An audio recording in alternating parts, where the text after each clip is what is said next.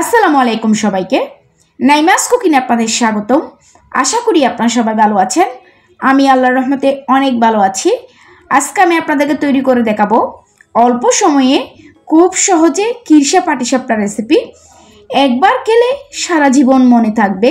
চলুন এখন আমরা শুরু করব।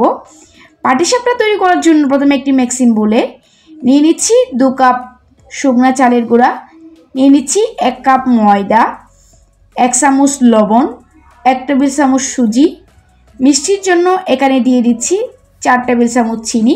তারপর শুকনো উপকরণগুলো একটা হ্যান্ড হুইসের মাধ্যমে মিশিয়ে নিলাম। অল্প অল্প পানি দিয়ে আমি একটা ব্যাটার তৈরি করে নিচ্ছি। দেখুন ব্যাটারটা কেমন হয়েছে, ব্যাটারের ঘনত্বটা একটু আপনাদেরকে দেখাচ্ছি। এটাকে আমি পুরো 5 মিনিট ভালোভাবে আমি ফেটিয়ে নিয়েছি। আধা ঘন্টার জন্য ঢাকা দিয়ে রেস্টে রেখে দিয়েছি। একটি প্যানের মধ্যে নিয়ে নিয়েছি 1 টেবিল চামচ সুজি। প্রথমে সুজিটাকে একটু ভেজে নিব। সুজিটা ভেজে নিলাম। এখন আমি এর মধ্যে দিয়ে দিচ্ছি 1.5 কাপ দুধ দিয়ে দিচ্ছি। দুধটা দেওয়ার পরে সুজির সাথে ভালোভাবে মিশিয়ে নিতে হবে। এরপর মিষ্টির মধ্যে সামান্য একটু লবণ দিয়ে দিচ্ছি। যদি আপনারা লবণটা পছন্দ না করেন তাহলে এটা স্কিপ করতে পারেন। এভাবে নাড়াচাড়া করতে করতে এক পর্যায়ে দেখবেন ঘন হয়ে আসছে। এখানে আমি মিষ্টির জন্য দিয়ে দিয়েছি 1/3 কাপ চিনি। তারপর সবগুলো একসাথে মিশিয়ে নিলাম।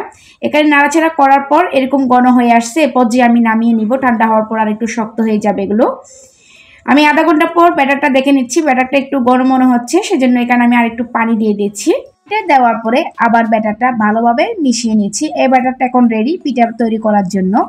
পিঠা তৈরি করার জন্য চুলায় একটি প্যান বসিয়ে দিলাম। সামান্য তেল দিয়ে আবার তেলটা ভালোভাবে টিস্যু দিয়ে মুছিয়ে নিলাম।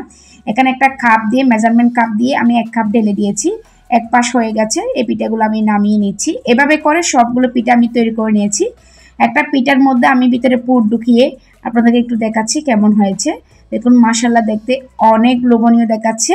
খেতে কিন্তু অসম্ভব রকমের টেস্টি। আপনারা একবার বাসায় তৈরি করলে বুঝতে পারবেন। একটা পিঠা নিয়ে একটু আপনাদেরকে কেটে দেখিয়ে দিয়েছি ভিতরে কেমন হয়েছে পুর দেওয়ার পরে। দেখুন কত সহজে তৈরি হয়ে গেল অল্প সময়ে খুবই সহজভাবে কিরসা পাটিসাপটা রেসিপি। আশা করি আজকের রেসিপিটা আপনাদের ভালো লেগেছে। আশা করি আপনারা বাসায় ট্রাই করবেন। যদি আমার এরকম সহজ রেসিপিগুলো আপনাদের ভালো লেগে থাকে তাহলে অবশ্যই আমার চ্যানেলটি সাবস্ক্রাইব করবেন। পাশের নোটিফিকেশন বেলটি অন করে রাখবেন। যখন আমি নতুন কোনো ভিডিও আপলোড করব তখন সাথে সাথে আপনাদের কাছে নোটিফিকেশনটি পৌঁছে যাবে। অবশ্যই আমার ভিডিওতে একটি লাইক করবেন।